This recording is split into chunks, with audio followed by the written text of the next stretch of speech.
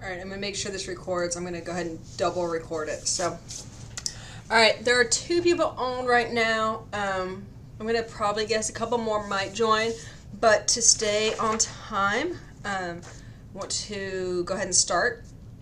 I got 2 questions in for people who could not attend, so we'll see what we can do. The basics of the test are gonna be the same as your last exam. 50 questions, true, false, multiple choice, matching. Then you've got 90 minutes. You can go back to the question. You can't close the exam, same as last time, but you can go back to a question. Lockdown browser, but not the monitor. Open notes, open book, but it's not open friend or open internet. So with the lockdown browser, you should not be able to go anywhere on the internet, and you don't need to. So the first question I received was on exercise 1, page 2 of your black book. So, good question. This is definitely on the exam, no question there. You will have a table similar to table 1 on page 1. Not exactly the same, but similar. So, making sure you know how to do that. So we'll go ahead and just go through each of these questions. Let me get to the right page. Okay. So number 1, what percentage of the clients reported using inhalants? So go ahead, if you don't have your black book in front of you, pause it if you're live. See if you can grab it. If not, go back and watch this. What percentage of the clients reported using inhalants? So if you go to page 1 and you are looking in the chart, okay, you are looking for lifetime use. Okay, lifetime use is simply asking, have you never used it? So your answer would be 9.4 if you look in the table.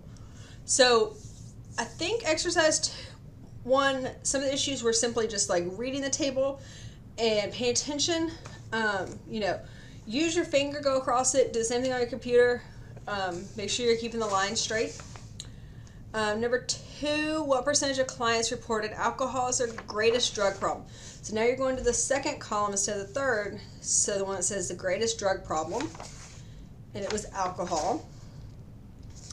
So your answer is 16.1%. 6.1. I said 16. It's 6.1. Sorry about that. Number 3, which substance has the highest percentage for lifetime use? Go back and you're going to look at the lifetime use, see simply which number in that last column is the highest. Okay? Answer is marijuana. It's 99.4%. Number 4, expressed as percentage, what was the difference between marijuana and nicotine as the greatest drug problem? So you would take, so as the greatest drug problem, you would take that 65.7 minus 11. That gives you 54.7%. So everyone can kind of see that your answers are in the table. So those of you that are live, is that making sense?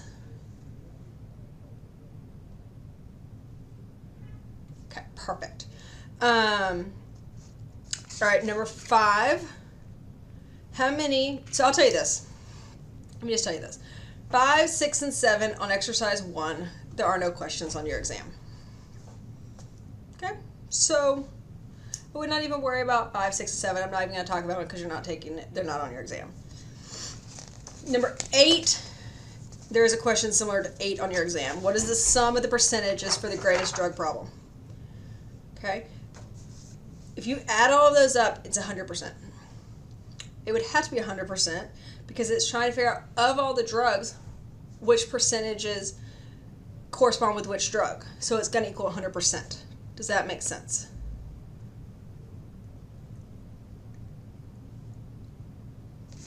Okay, so that would be 100%. So those are the questions you want to focus on for exercise 1. So again, not 5, 6, and 7. Don't worry about those. The next question I got was really like, what exactly will it cover?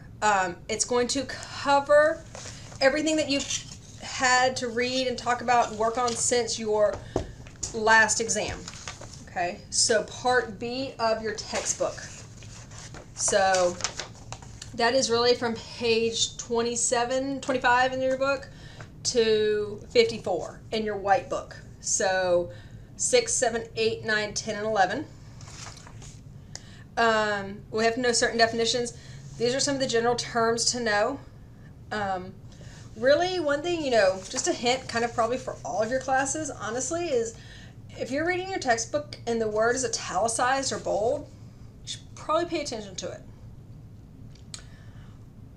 Well, we have to decipher between the white and black book exercises. Not exactly sure what this question was asking, but no, I mean, it's not going to necessarily say, from your white book or from your black book.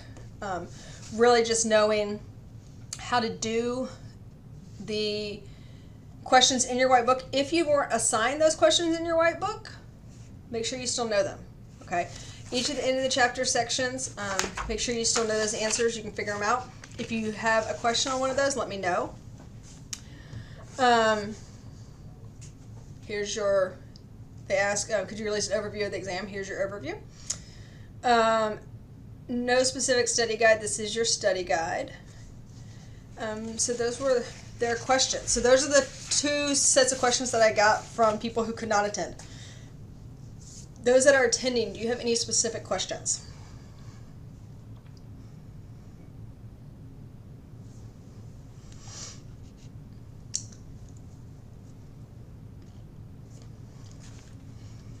Okay, no specific questions.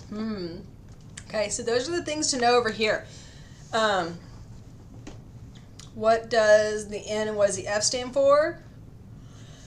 Knowing how to go from percentages to proportions, proportions to percentages.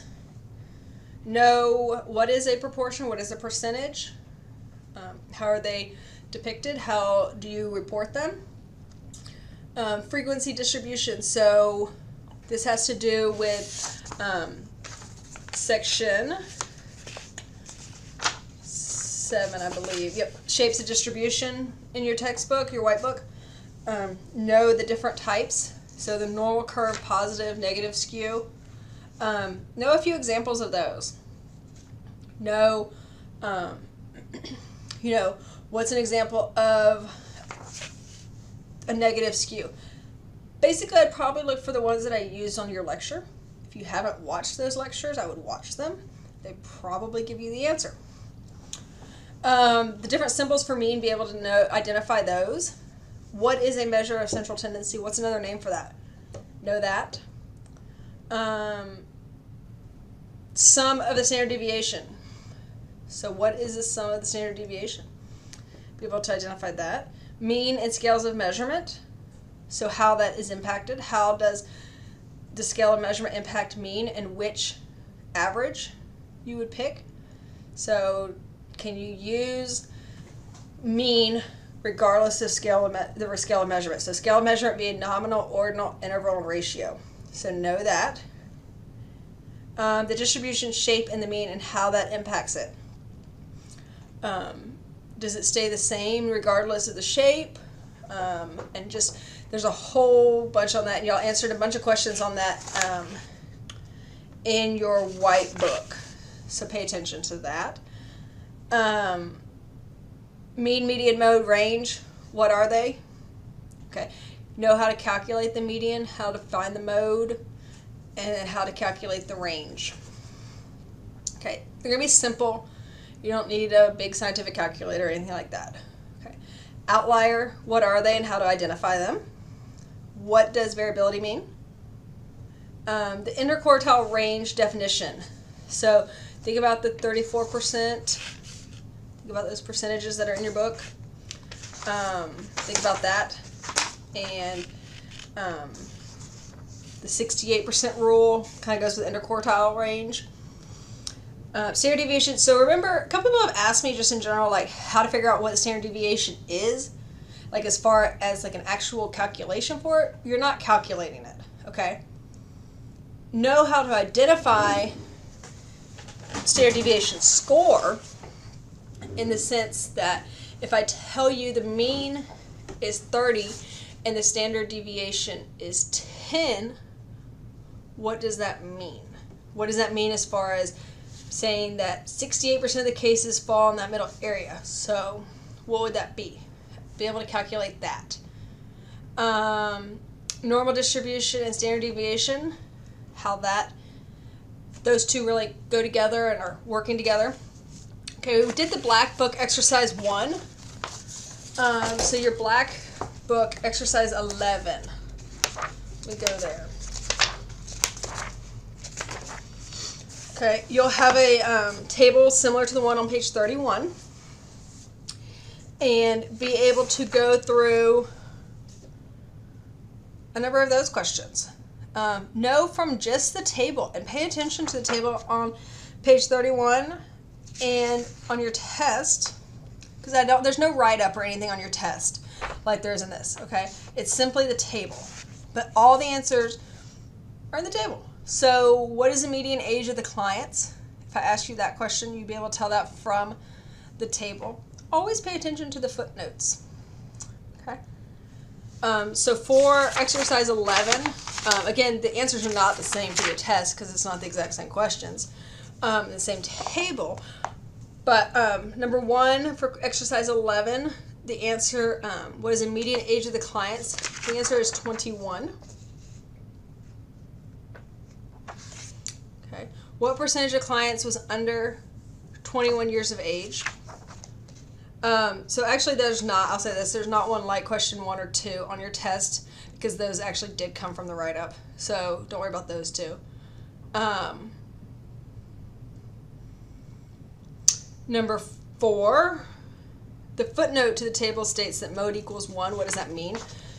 Be able to say what it means if the mode is 1 or the mode is any number, what that means. Okay. Number 5, how many clients completed 7 to 9 sessions?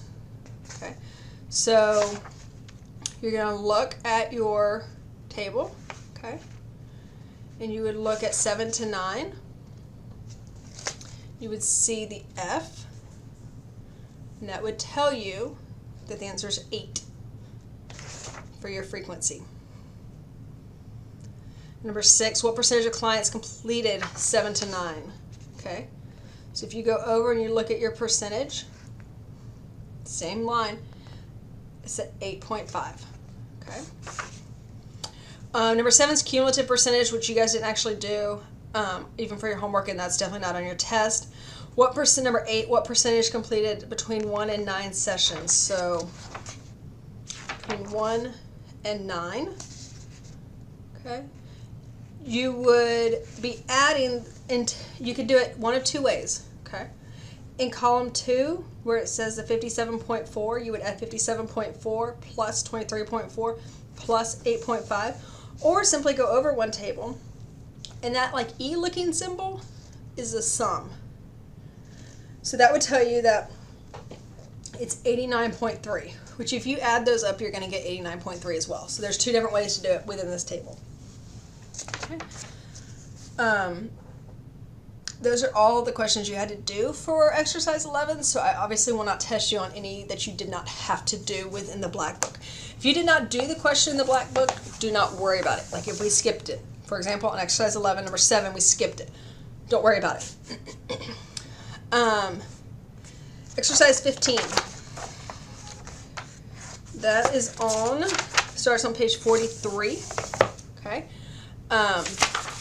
Again, you're going to have a table similar to table 1 on page 43. So, number 1, on the average, how many hours per day did the women sleep? Okay, remember M is mean. Remember mean is the average. So you would look at sleep and go to the M column, which is the second one. So it would be 7.35. So the second one, on average, how many hours a day did women engage in light physical activity? Same column. Go down to light physical activity, and the answer is 8.71. On number 3, on the average, which type of physical activity was engaged in for the fewest number of hours? If you look again at your average, that M, you will see that it is very hard physical activity, which is 0.14. Those of you that are live, is it making sense how you simply just follow the table and just look? It's all about knowing what M stands for and knowing, in the previous one, what the F stands for, what the range is. Knowing what that is, okay, and then following it across. Okay, good. Number 4, did the average woman average more than, did the women average more than an hour a day of hard physical activity? So number 4, the answer is no. Okay, it's 0.78, so it's not even an hour. Number 5, did the women average more than an hour a day of moderate physical activity? Yes. Okay, it's higher than 1. Number 6 was the smallest number of hours of sleep reported. This one stumped a lot of people on the homework. So number 6, smallest number of hours of sleep reported. Remember the range shows you the smallest to the largest. So it was 5.5. Okay, that was the lowest reported. So that's where you look at sleep and you go over to range.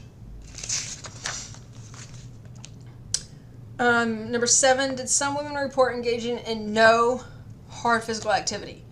So number 7, yes. If you look at the range again, some of it is reported as a 0. So people said 0, they did none. So pay attention to that range there. Number 8, did any of the women report engaging in more than an hour of hard physical activity? Yes, because the top of the range was 4.1, which means some women or a woman, at least one person, had 4.1 hours of hard physical activity.